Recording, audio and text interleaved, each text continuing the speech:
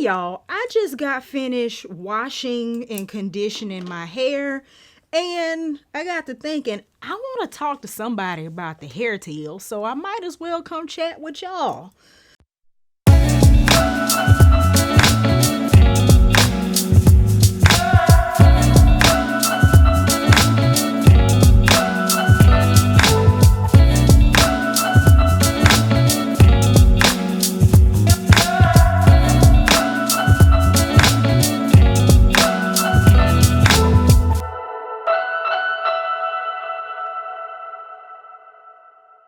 So, if you have OWN or Hulu, you've probably seen advertisements for a new documentary series called The Hair Tales. It's 6 parts, and it's a series produced by Tracee Ellis Ross and Oprah and Michaela Angela Davis. And it's basically exploring the story of Black women, our culture, and all the wonderful things about us through the stories of our hair. And it's a 6-part series. I believe each part is a different celebrity or public figure walking down their stories of their hair and how it kind of shaped their lives or who they are. And the first episode, there's actually 2 episodes that aired last Saturday. The first one was on Oprah and the second one was on Issa Rae. I gotta go back and catch the Issa Rae episode, but I did watch the one with Oprah all the way through. And it's a really fascinating telling really of her life story, which is amazing, but through the lens of her hair story. And it really struck a chord with me for a lot of different reasons. So it starts at the very, very beginning.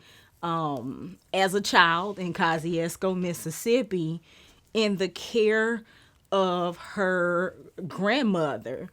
And that doing of her hair really became such a loving time for her because she felt her grandmother's pride in her hair. And over time, she developed that pride in her full, thick hair. And it just really took me back to my childhood memories. We couldn't afford to go to the shop. It just wasn't really a thing in our house. We would go like sometime, but it was not a regular every 2-week or every month occurrence. So on the weekend, basically, my grandmother would do my mother's hair and my mother would do hers.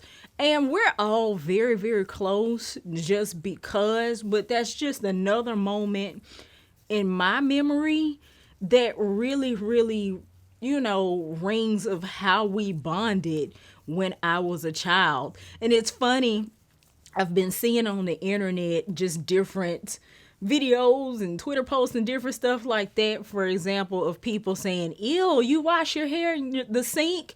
And I'm here to say, yes, we washed our hair in the sink. That's all I remember growing up. I grew up in a house, we had tubs that had the feet on them. So there was no shower. Sometimes my mama would hook up like the little rubber hose attachment onto the sink. But for the most part, the hair happened in the kitchen. When my hair got pressed, well, before I had a relaxer and my hair got pressed, my mom used an electric straightening comb. But I know a lot of you guys out there probably got your hair straightened with a Kentucky made hot comb that was heated up on an actual stove. So that just really, really resonated with me in terms of my memories.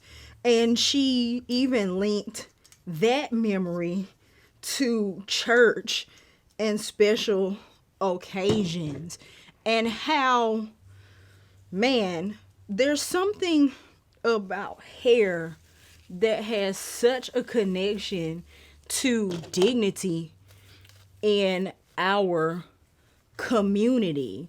Like, if you didn't get your hair primped and primed and curled any time of the week, you had to have your hair looking like something going to church on Sunday. And you really had to have your hair looking like something for Easter or Christmas or whatever special occasion there was. And, Oprah was talking about it and tying it back to, her first experiences with public speaking and being an orator that would carry her to where she is today.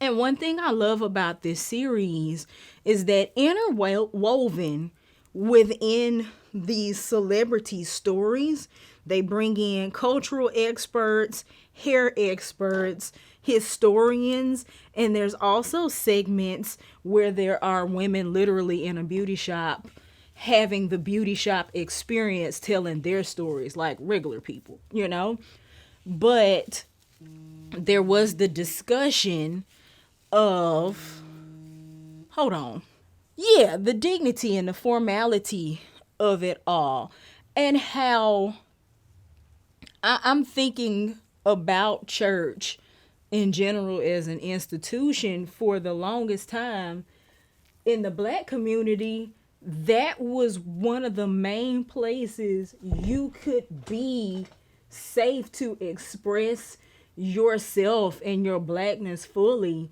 And one of the few places in the world you knew that you would be respected. So your hair experience ties a lot to that. But on the flip side, this whole formality associated with hair, the T word was not used, but they did discuss texturism in a sense. Straight has always been seen as better, even as we now have a new natural hair. I won't even call it a movement anymore. It's become more normalized and more mainstream.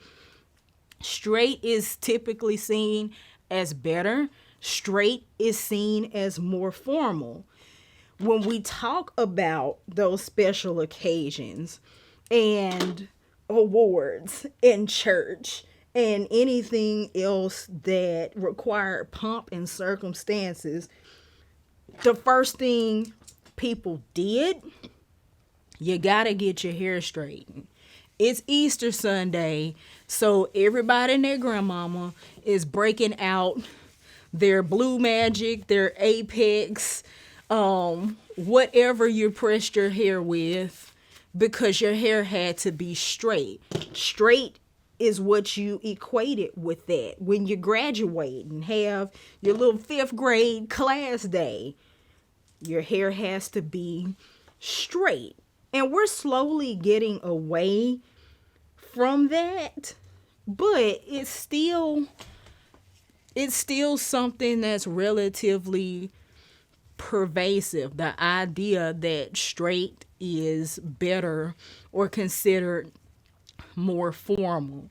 So we fast forward in Oprah's life to her time in news. So when she first started in news, she's in her early 20s and she has a big, beautiful, gorgeous head of hair, just like she does today. And her style of choice was a good old-fashioned roller set, which y'all know roller sets are a classic. And it's a representation of our resourcefulness the historian that they brought in came in and discussed how once upon a time, slavery, sharecropping days, women didn't have access to all of these tools and products that we have now, right? So they would do things like take strips of fabric and put them in their hair as rollers. And the natural oils and the sweat and everything else that would happen to them as they worked, when they pulled it out, they would have curls. It was like their version of a roller set. And I remember recently my grandmama telling me and showing me how she used to use strips of strips of paper bag to curl her hair. And it was the most amazing thing ever.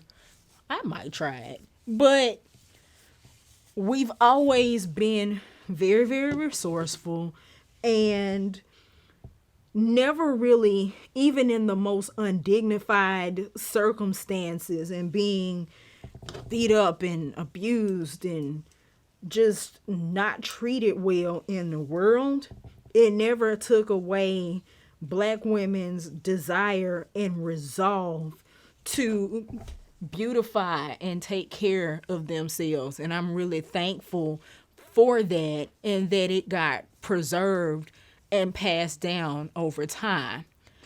The other thing about that was the monetization and the economization, if I can make up a word, I think that's a going term, of hair. Not only was there a time when Black women didn't have access to all the tools and products, we didn't have access to careers. The only thing you could be was a domestic or somebody who worked manually in a field. And with Madam C.J. Walker and her developments and others along with her, hair became a career for Black women that opened up so many doors. It was the ability to serve one another, and it allowed them to make a life for themselves and be able to get out of bad situations, to take care of their families and all kinds of wonderful things. So that was a great something interwoven historically in tying the idea of hair and dignity together. So Oprah, talking about her time working in the news, she talked about something poignant. Images are political. She recounted a time that she was on location. Y'all know how it is. And somebody's house had burned down. This lady's house had burned down in the middle of the night, and she had rollers in her hair. And she, understanding the way our presentation is judged, stopped and allowed this lady to fix her hair. And she said she actually got fired from her first job because she would take the time, and take care of that. And we've all seen news segments where it seems like they picked the person who was the most disheveled, the craziest looking, the most unkempt, whom they deemed the most uncivilized to put on the news. And Oprah, in her wisdom, even at that young age and early time in her career, kind of set forth to try to head off some of the exploitation in that regard, or to head off that person being seen a certain type of way. Now, I won't get into respectability politics and all of that in this video, but I understood what she was trying to do. I understood what she was trying to do. So fast forward, at some point she had her big roller set that she would air dry on the way to work, and she had a situation where maybe it was the producer at the news station told her that she needed to do something about her hair, that she needed to fix her hair because it was too big and it was getting in the way of the chroma key. And y'all, this reminded me so much of an experience I had getting my first passport. I got my first passport. I was natural. At the time, it was in one of my tapered phases. And they had to retake my picture, I don't know how many times. Why? Because my hair was too big to fit in the little box that you have to fit into on a passport photo. And that may not seem like a big deal for somebody else or people perhaps with a different hair profile, but it was so astounding to me. My hair grows this way and it grows this way. There's nothing I can do about that. That is my hair. And it wasn't even that long at the time. But in order for my hair to be acceptable for a government piece of ID, I had to try to make it be something that it really wasn't meant to be. So I definitely identified in a practical way with that story. But deeper than that, in her story, they wanted her to fix her hair because it was an inconvenience to them. And also she experienced some featurism with that producer, basically implying that she needed plastic surgery because her eyes were too far apart. Her nose was too big, which is a common ethnic feature that people tend to like denigrate. And she said that she never really pieced together that that's what it was. She just thought she wasn't pretty. And I would just pause here and say, I've heard so many people say kind of derogatory things about Oprah's appearance. And the older I've gotten, the more I pay attention, I just come to realize that some of that is indeed what I would call featurism. It seems like any woman, any black celebrity that has like unapologetically black features quite often is the target in some way, shape, or form of, vitriol about her appearance. And that tends to make me sad, I don't want my little girl and my bonus daughter, my niece, whomever, my nieces, to grow up in a world where their features are deemed too black to be beautiful. So that's a related aside, but it broke my heart, that she went through that. And she went on to tell the story, her relaxer story. So on the heels of this whole plastic surgery and you need to fix your hair situation, they arranged for her to go to a French salon in New York.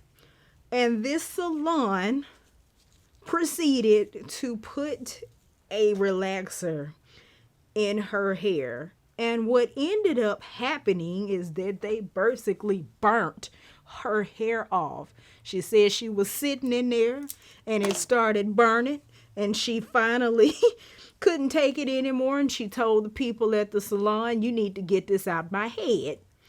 And the guy says it needs to stay on 8 more minutes. So she's first of all suffering through that experience. And when they went to wash it out, her hair is completely scabbed over and coming out. Like, it's unredeemable. So she just went through this traumatic experience with a salon that had no concept or clearly no experience of what to do with ethnic hair. And that's another thing that I kind of related to just in this period of my life. My stylist, my friend, whom I love dearly, decided to continue her education during the pandemic and leave hair, which I am so proud of her for doing. But it set me on a quest to find somebody else to care for my hair. And that's such a rough experience or process when you live in an area like mine, this side of Nashville, that doesn't have a whole lot of black stylists. Like in my town proper, there are, I think, 2 black salons, and then I happen to find a black stylist that works at Ulta, of all places. And so otherwise I would have to like drive a pretty decent distance to go get my hair done.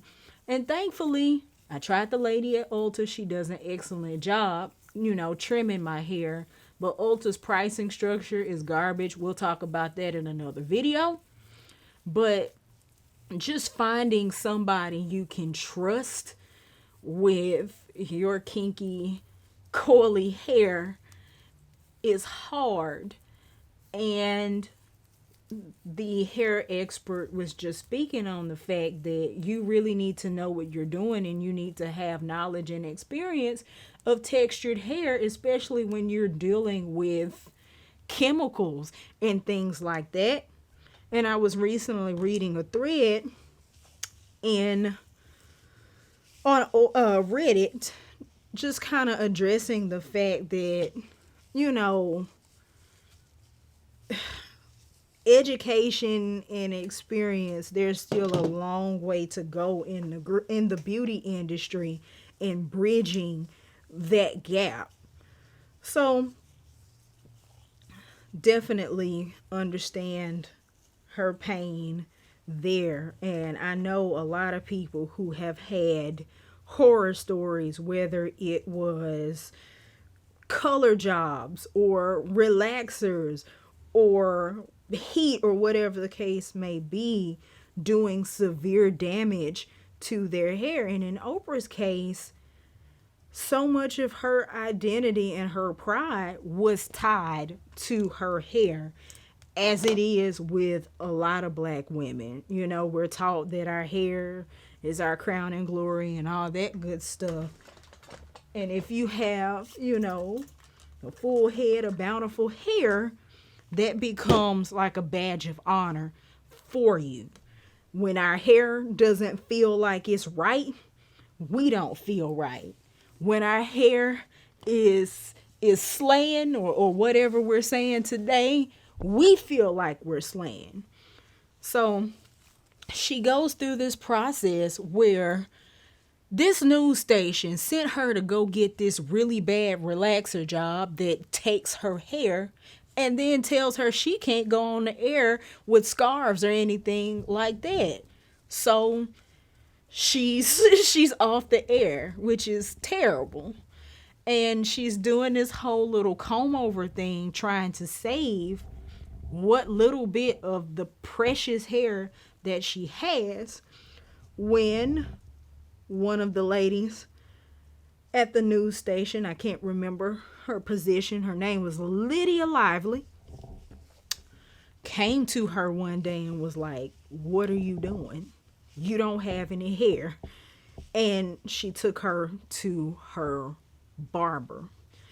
And what I thought was amazing about that was that she basically released her to let go of that hair. And I feel like throughout this documentary, the running thread across it is that hair is intimate.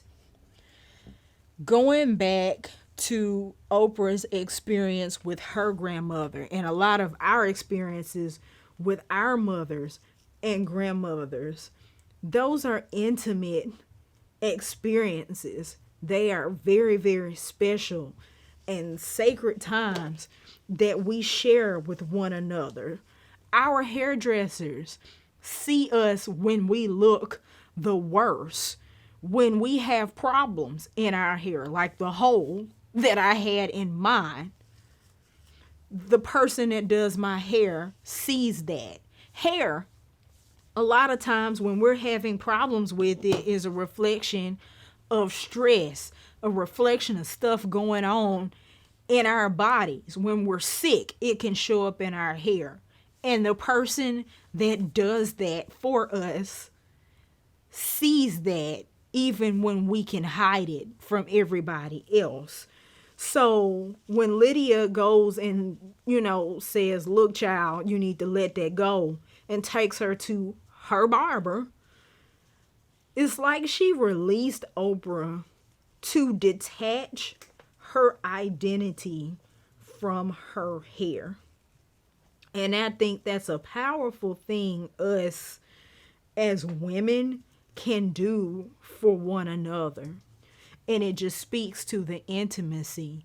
And there was a story told in the little salon portion of this particular hair tale. This young lady named Sade was talking about how she went through a lot during the pandemic and didn't comb her hair for a year, to the point where it was like a big old matted knot. And she had a friend, and this story touched me so much. She had a friend that she invited over to help her cut her hair. And instead of cutting the hair right off, this lady took 4 hours, however much time, to work the knots out of her hair so that Sade would be cutting her hair on her own terms if she decided to do that. And that's something, that's not just an act of hair or an act of friendship. That is straight up an act of love and just understanding, no, we're not our hair, but that our hair is important to us and it represents something and it's attached to, our memories and our sense of self a lot of times. So that's just really, to me, the common thread throughout this particular story, how intimate hair is. And Oprah talked about how after that whole situation with that relaxer, understandably, she didn't want anybody touching her hair. She didn't let anybody touch her hair, I think she said, for 8 years. And that was, Oprah in the Afro days. And then she met Andre. And Andre Walker, was the one that did her hair every other day on the Oprah show. And it's like, if you ever been in a bad relationship, it takes a while to warm up to somebody. There are a lot of women, a lot of times they'll go through things and they swear off men, right? And it takes them a while to get to the point where they can trust again. Hair is very similar in that regard. Oprah had a really, really bad experience, and it took her a while to let somebody else into that intimate space and to be a part of her life in that way, So hair is such an intimate thing. There's so much closeness in it. We tie so much of our value, sometimes rightfully or wrongfully, to it. It's a point of expression. It's an expression of dignity. We're judged for it, right or wrong. So I say that to say, I saw somewhere where somebody asked, why do we hair tails? We've already had good hair. We've already had this documentary, that documentary, so on and so forth. And I feel like as long as we live in a world where there's some young girl out there who hates her hair, we need hair tails. As long as there's some little girl out there who feels less than because her hair is or is not a certain way, we need hair tails. As long as there's some woman out there who feels less proud of who she is, we need hair tails. Or better yet, the fact that we have to pass legislation basically to wear our hair the way it grows out of our head.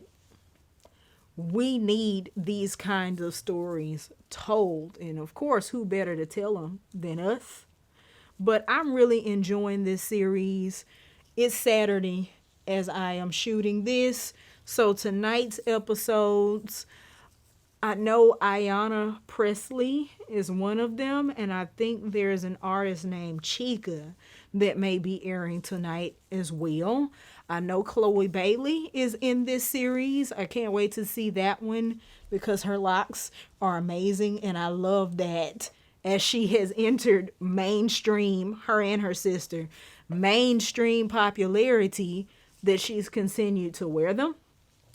And then there's young Miss Marseille Martin, whom I'm looking forward to seeing as well. So if you've made it this far in the video, thank you for hanging out and indulging me and chatting while I go through a hair tale of my own. And if you've been watching the show, let me know down in the comments what you guys think, or even if you have a hair tale or connected with anything that I shared, let me know that as well. And in the meantime, until we meet again, be sure to do what you love what you do, and most of all, love yourself too. And I will see you all on the next one.